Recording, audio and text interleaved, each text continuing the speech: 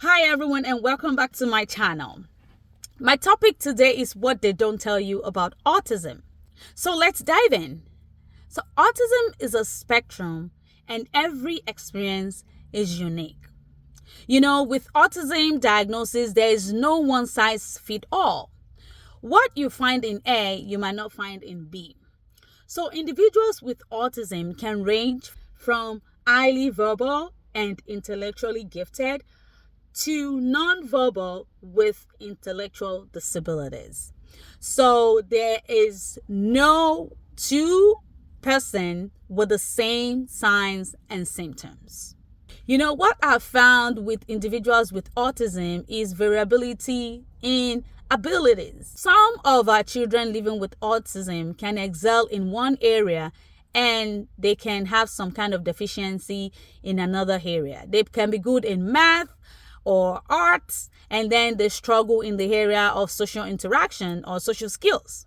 So this makes it difficult to generalize or predict needs, based on diagnosis alone. Another thing that I've also noticed with people living with autism is that co-occurring conditions are very common with them. What I mean is some may have conditions like epilepsy, sleep disorder, gastrointestinal problem. I remember that I shared in one of my videos, when Daniel was younger and he had a lot of gastrointestinal problem.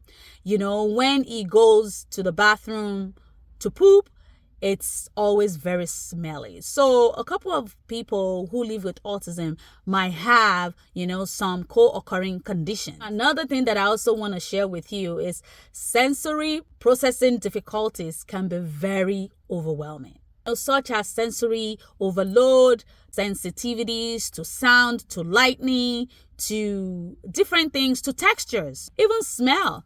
A trip to the store can trigger a lot of things in your child. You just notice that the child will start tantruming and you don't know why they are doing that. What you don't find, very disturbing for you can be very disturbing for an individual living with autism.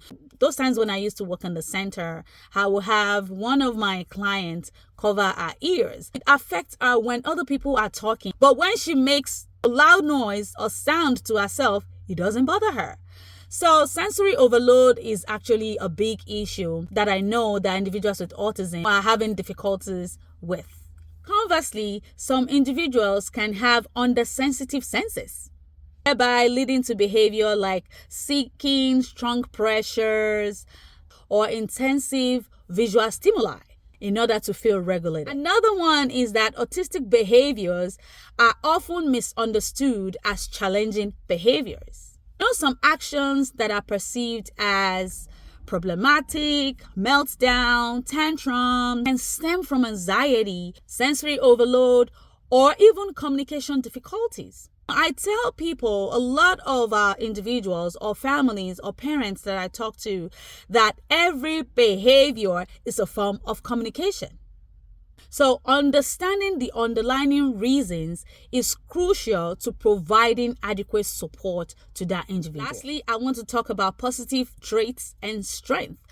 For every of our autistic individual, they have a lot of strength. Some have unique strength like intense focus, strong memory. They don't forget things. No matter what or where your child is on the spectrum, you as a parent should be your child's number one supporter. Nurture them because your child is a gift to you. So I want to encourage you with this last words, that child living with autism has more strength than you can imagine. You just have to seek deep down and look into your child's strength, nurture it, improve it, so that it can continue to develop.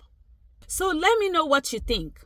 What has been your experience? If there are other things that they don't tell you about autism that I also need to know, please feel free to share your own nuggets or things that you've learned on this journey. Please let me know if there are topics or you would like us to discuss. Thank you for joining me, and I will see you in my next video.